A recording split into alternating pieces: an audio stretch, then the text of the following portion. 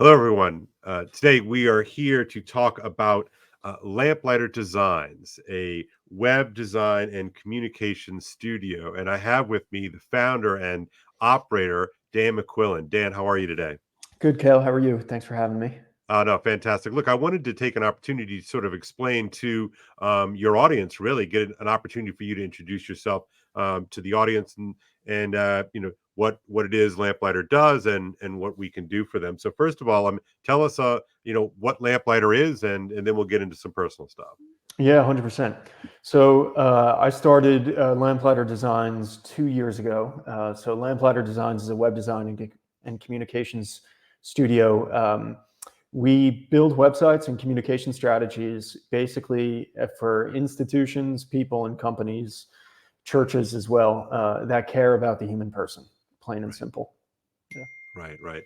So how'd you get into this? Who are you, and like what's your path? Yeah. Well, we know each other because we worked together for a Yeah, number of years. But yeah, kind of background, I suppose, is I supposed to go back to college. I studied philosophy and theology at St. John's University in Queens, New York, and then taught as a Catholic educator for 9 years. And that's how we met and yeah. taught together. But when I met my wife and we got married a few years ago, my wife's from Ireland. And so we kind of there was always a possibility for us that we might, put down some roots in Ireland at some stage. Yeah. And so when that conversation a few years ago started to get serious, I knew I needed to find some kind of work that was flexible that I could do from the US when I'm in the US and from Ireland, where I now live. Um, but I also wanted to do meaningful work that would help good companies, institutions, think tanks, public policy centers, the intellectual and good work sort of world Yeah. that you and I talk about a lot. Yeah. Um, and so I had a friend who was doing web design for parish churches in New York. Um, and so I had reached out to him and just kind of inquired, like, what is it that you do? And so I realized if and when I learn this skill, I think I could really help institutions, companies, people, et cetera, um, conservative organizations, broadly speaking, right? Hmm. Um, really transform and improve their digital presence. Because the fact is, I think anybody knows, I think conservatives, churches, conservative public intellectuals, however you want to frame it, Yeah. um, our digital presence is often very poor. Right. Um, Yeah, we've often joked about this yeah, offline. yeah, Yeah. yeah. Um, and so, so I got inspired. I did 2 summers ago, I did my first two websites. It took me a long time. The learning curve was Yeah. very steep at the time. Yeah. Um, but yeah, no, I mean, to date, we've done, I think, 30 websites. We've worked with a range of clients. We have, I'd say, about half our clients are Catholic entities, so Catholic Hmm. schools, Hmm. Catholic parishes. We have did a website for a state level right to life committee / organization. Um, we've also worked with some really cool, solid small businesses, real estate investment group, veteran owned roofing company. Academic fellowship at Providence College, so where we have a solid range of clients.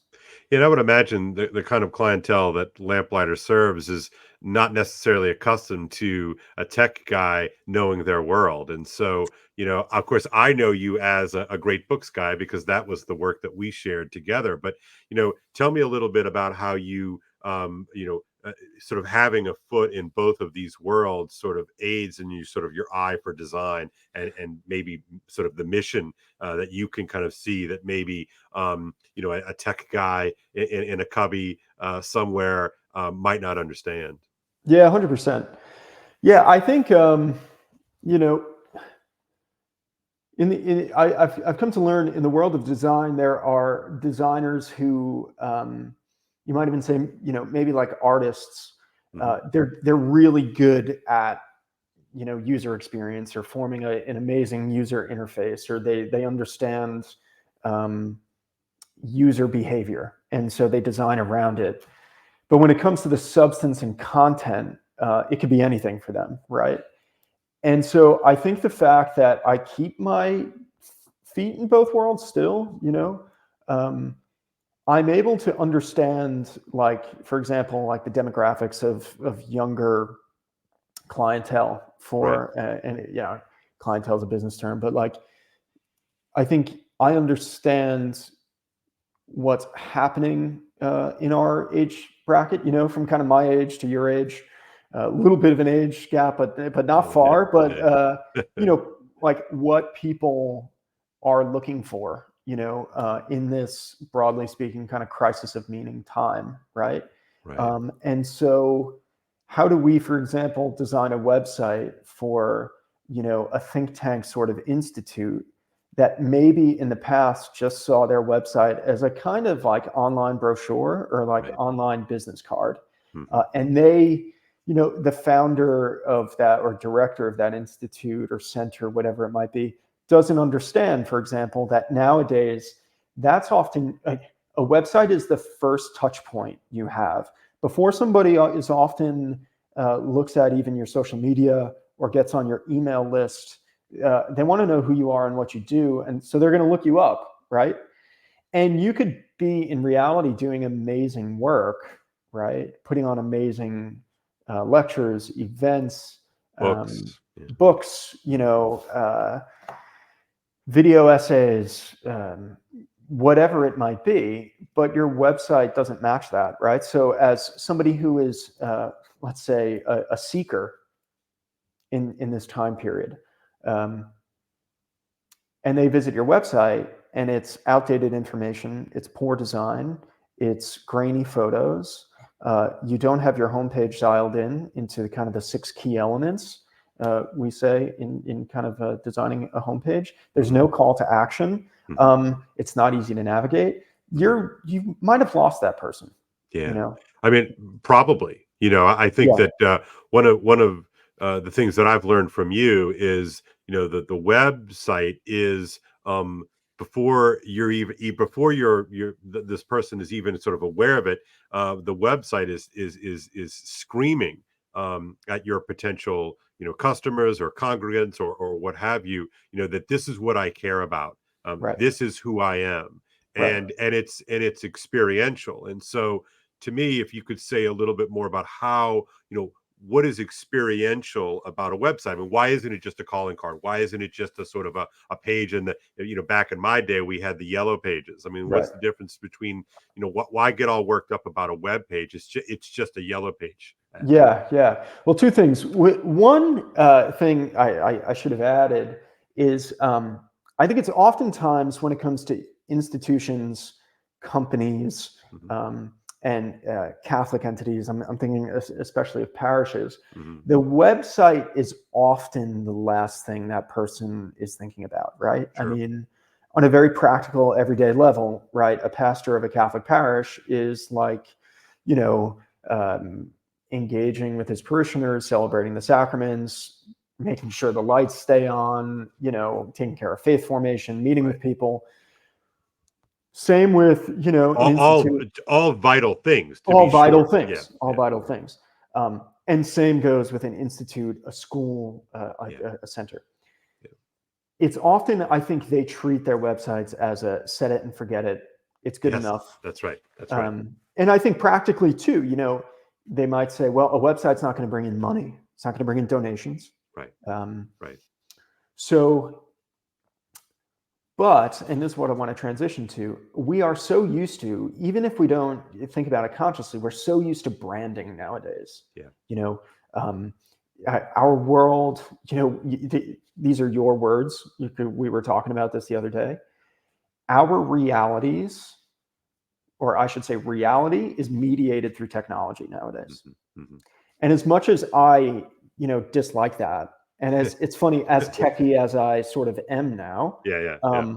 I am all for like, okay, a church website must be oriented towards getting somebody there in the pew on Sunday to worship God, in the real. Yeah. But yeah, no, as I said, like from a golf club company to a clothing company to an influencer to the upcoming National Eucharistic Congress Right. to everything is branded now, and Right. branding speaks a lot. Yeah. And I want to Yeah. ask you a little bit about that because, I know a lot of people in sort of, deep space, right? Books and journals and religion and all of these sorts of things might hear you use the word branding and sort of immediately, say, no, Yeah. I Yeah. don't want to play this game. It's gross. It's sort of Yeah. yucky.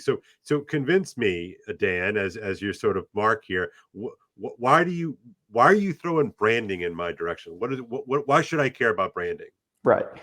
Okay. So I want to say to those people who are maybe hesitant or allergic to branding, that was me, right? Yeah, I right. I got into web design in an almost kind of like utilitarian functional way, right? Mhm. I wanted to learn a skill that I could help um, companies, institutions, parishes, etc. But now I'm really starting to think along these lines of branding and how important that is with your website and kind of digital presence. If we could maybe even take a step back, right? Yeah. And we've spoken about this. Think about images that we see, not just on advertisements, but whether it's a post on social media, Mhm. whether it's a logo on a water bottle, Mhm. a sticker on a laptop. Now let's take it a step further into the broader Western tradition, which you and I are so passionate about. Yeah. Um, Look at art and architecture. Yeah. Look at Yeah. dress. Yeah, I was thinking as soon as you were talking, I was thinking about a facade, the Yeah, facade of a church building or the facade of a mansion or the facade of a business. Like, why do we care about the facade? totally. Mm.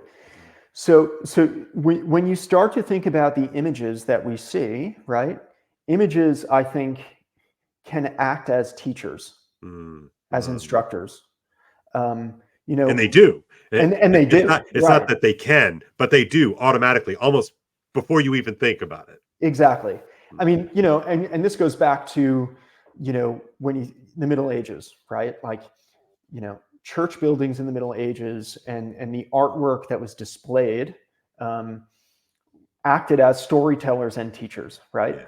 To put certain ideas and images and sort of engross the worshiper into another higher realm, ideally, right? And so I think, so all that being said, I think that is just as true when it comes to digital presences and even like a logo. So maybe if I could just speak briefly, Yeah.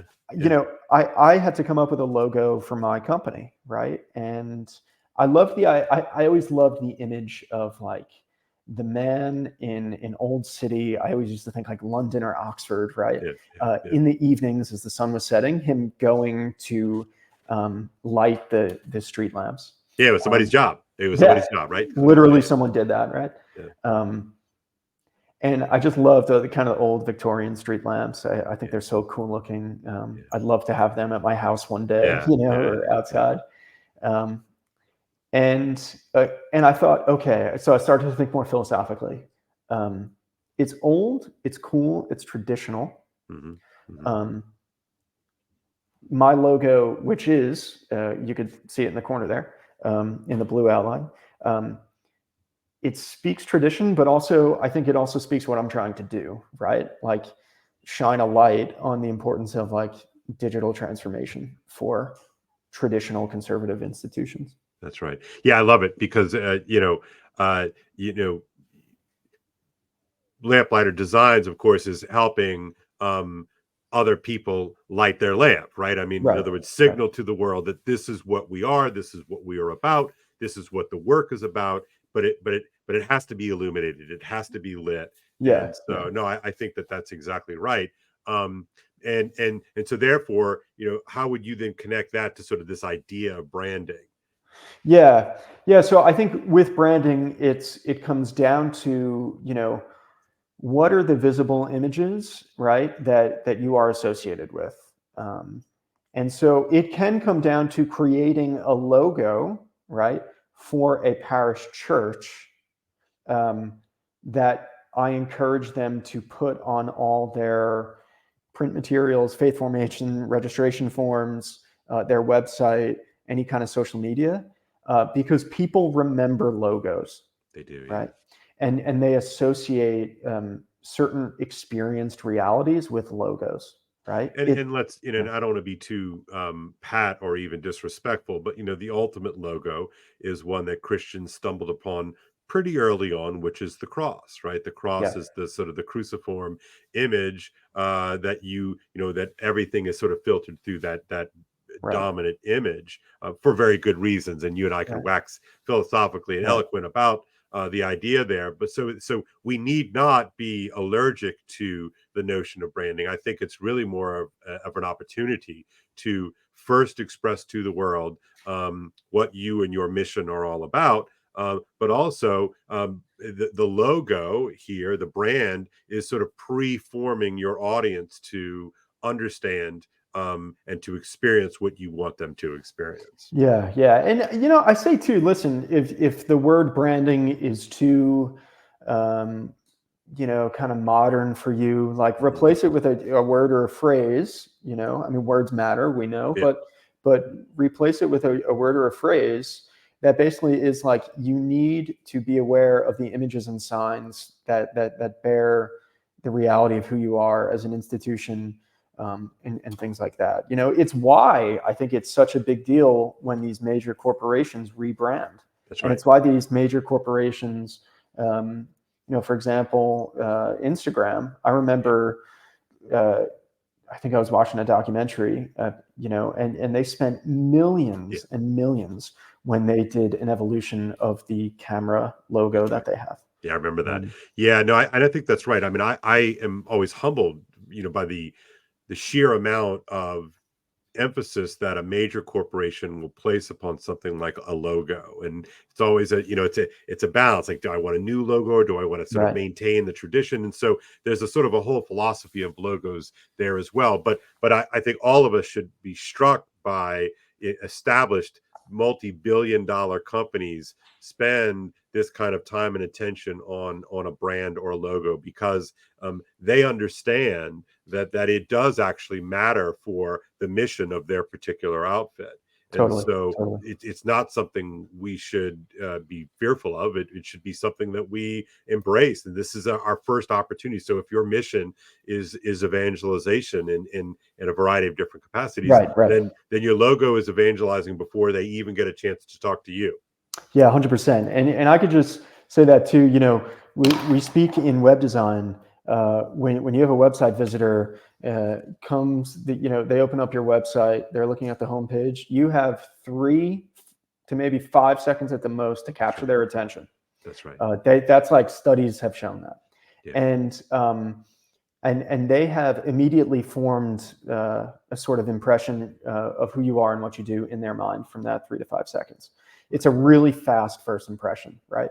Which is why I place a lot of emphasis when it comes to designing the websites on the homepage and Yeah. really the hero slider section. Yeah. But I bring that up because the same happens with logos, right? You look at a logo, you begin to think of something and form an image before you even visited the store, the church, before you attended an event. You already have something in your mind, right? Yeah. I And mean, I would yeah, even say that you have something, this might sound cheesy, but you have something in your heart already. Right. yes, In other words, like yes, sort of yeah, if we think about the sort of the mind heart connection here, you're feeling something before it even actually occurs to you to sort of have a thought. It's like, I've already felt something. right, right, And I yeah, and I think, to me, the power of a good brand, so you and I could sort of rifle through, so goes with slides here, show the Coke logo, right, show the right, right, Starbucks logo, show right, the Apple logo, right? You already have a feeling before it even clicks in your mind and in your head. right, right, right, yeah. And for us, you know, you and I are golf Yep. kind of fanatics and Yep. enthusiasts. Think about when in golf, the course logo. Yeah. Yeah. and how it's a tradition. So many people who play golf, right? You play a course for the first time. Maybe it's a cool special course. Yeah. You're only going to get to play it maybe a few times. What do? You buy the golf polo, right? Exactly. Yeah. Um, With the little logo on the shirt here. Yeah. right, and it's that image of the course, right? It is the sign bearer That's right. that you had the experience of That's right. playing That's right. X course. That's right. Yeah, Yeah, no, I think that's right. So, all right, well, let's tackle a little practical here, real quick. I think we've yeah, done a good job, sort of, what does Lamplighter do? What is the philosophy? The kind of track record that you've done so far. So, you want to do just a quick insight into tech, and sure. then we'll finish with pricing. Yeah, so okay, so where to begin? We build on WordPress, right?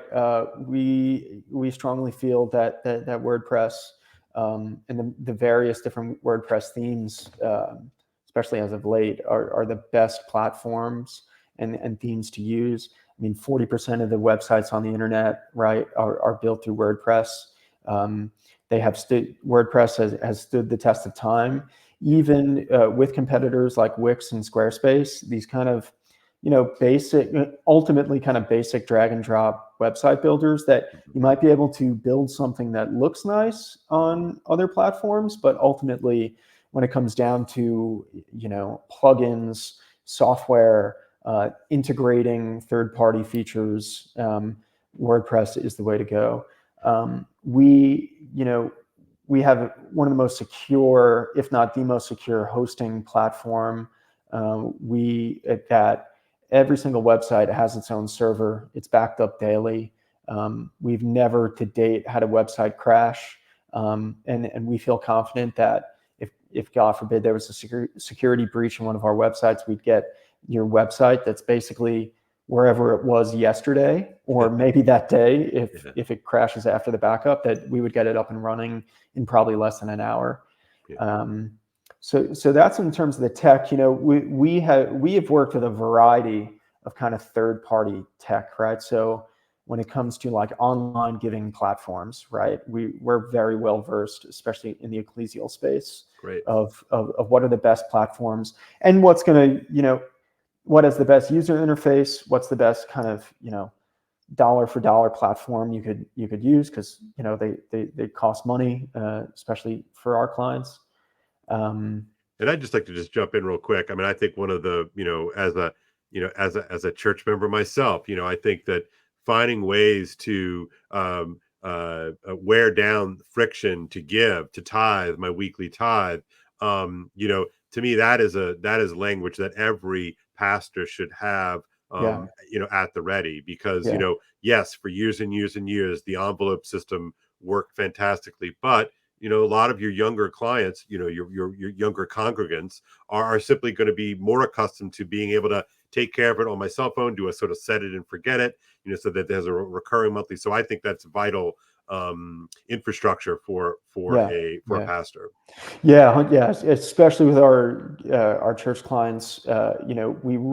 We have kind of a few non-negotiables.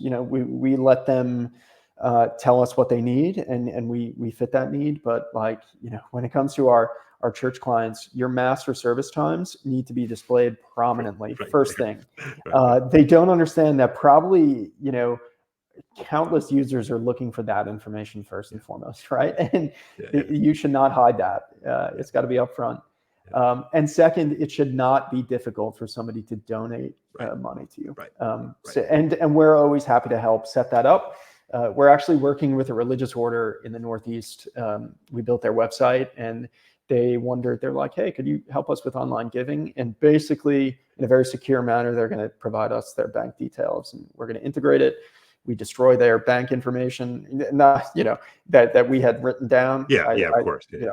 So it's all very secure with us too. Yeah, That's great.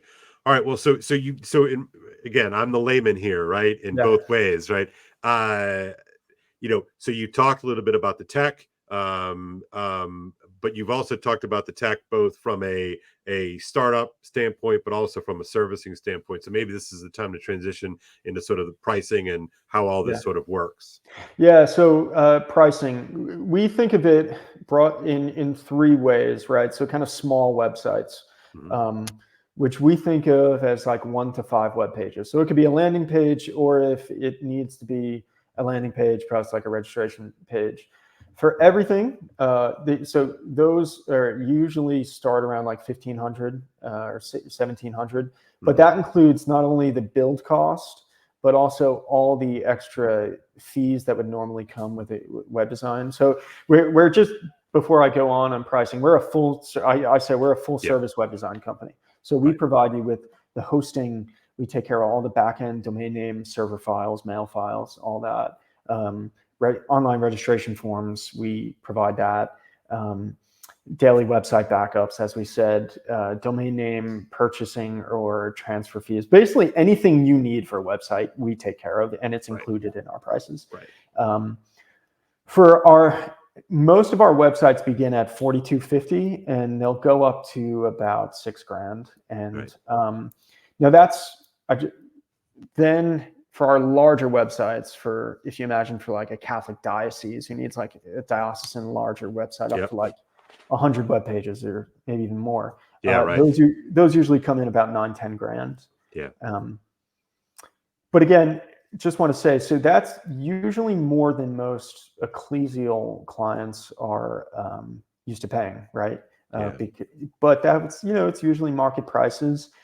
We've seen, if I could just add, we've seen with a lot of our clients, when you begin to understand it as an investment and more people come, then more people donate money, and they end up actually getting not only breaking even, but a return on this website investment. And so we're really I think proud that's of that. important. Yeah, I think that's really important, because I would imagine most people are like, whoa, that's a little bit of a sticker shock, so to speak. And I think that, the long-term goal, of course, is to increase the amount of people who come to you. And really, for anyone my age and younger, I'm 50, they're going to come primarily by way of your digital presence. Totally. We can argue the pluses and minuses of that all we want, but this is the world that you are living in right now. And so I think what you have convinced me of is that that having this kind of digital presence is worth it. Yes. Yeah. It's more than just having good advertising or marketing, right? It's more than just with us. It goes beyond just like, okay, now we have a new fancy, cool looking website. I mean, well, one, we never go out to create just cool websites. When it comes to our design philosophy, and I've seen this with so many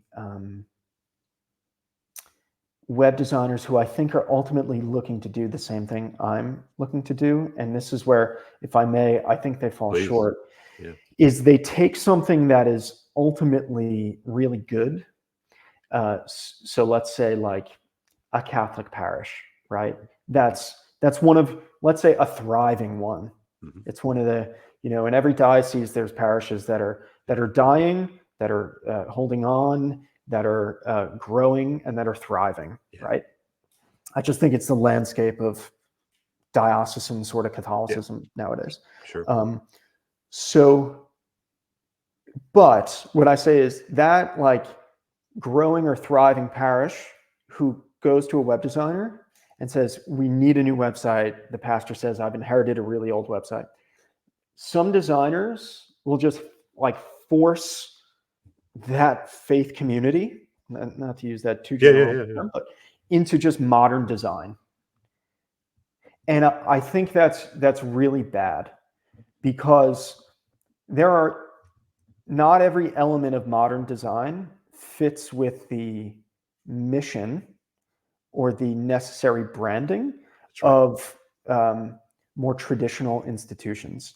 And Yeah, yeah, Yeah, yeah. I was just saying this is why I was really focusing earlier in the conversation, getting you to talk about the experience, right? Because you ultimately, we know that design and logo and digital presence form experience. It gives experience before it even becomes something of a mental thought, right? So you, of course, want the user to pre-experience, what Right, the church is. And this, if we're talking here about a parish website, so you want to make sure that that experience is in keeping with the real thing, right? right, That there right. can't be this sort of disconnect. Right. Yeah. Yeah. And just to that point, to your point, and to maybe bring up an example, I came across this wasn't a website.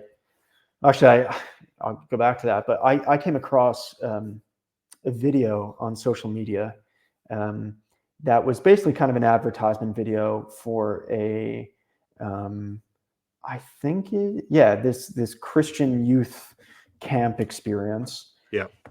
and it was it was like so modern, the production of it, and I was like, I was confused, and Yeah. I'm pretty Savvy. Yeah. savvy with Yeah. this stuff now. It's the world I inhabit, and I walked away after watching this for 20 seconds, and I thought, Mhm. I don't know what this is, and I think they just tried to make something really modern, Yeah. right? And it's the same happens, like we've seen this when you try to modernize too much to attract people of various ages. Um, Not only does your message and your substance get watered down, you don't attract people. Well, because I think people Yeah, sense that there's ultimately a disconnect, right? I mean, it's like, hundred I, percent. I don't know what I'm experiencing, but this doesn't in any way, shape, or form resonate with my lived experience of the thing. Right. So, yeah, no, Yeah. I think that kind of alignment is really crucial, and I think that's why, with your background, having expertise in the tech domain, but also having a heart and an experience at multiple levels at multiple institutions. For the for the mission is so important, that Yeah. you speak their language, you Yes. live their life, and I think that that's important for your clients to understand. Yeah. Yeah. Yeah. Yeah. And so that's what we're doing. We're proud of our track record. We've our clients have seemed to be really happy. We're sort of going through this new growth phase too, of where we're Right. getting even better at what we're doing, um, and more efficient, and we're building quicker and better. And sounds like a political slogan, No, but no. but it's true. Yeah. And so it's I think in a lot of ways it's a really exciting time to be doing what Lamplighter is doing. This is great. Thanks, Dan. I really appreciate you Yeah. just taking some time here to explain a bit what you're doing and what the sort of philosophy behind it all is, the animating principle behind it all, the soul of the thing. And so I think this is great. So, Yeah. folks, Lamplighter Designs for web design and your management. So, thank you so much, Dan. Yeah. Thanks, Cal. All right, cheers.